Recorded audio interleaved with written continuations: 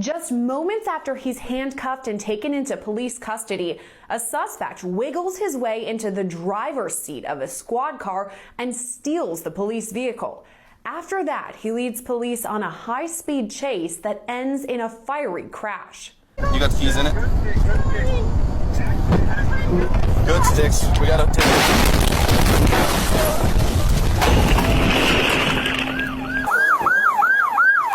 It happened in Otero County, Colorado on June 20th. That's where officials say 31-year-old suspect Anthony Alfonso Sanchez III had caused multiple crashes, purposely hitting other vehicles. Dash camera video shows first responders chase after Sanchez and force his vehicle to a stop.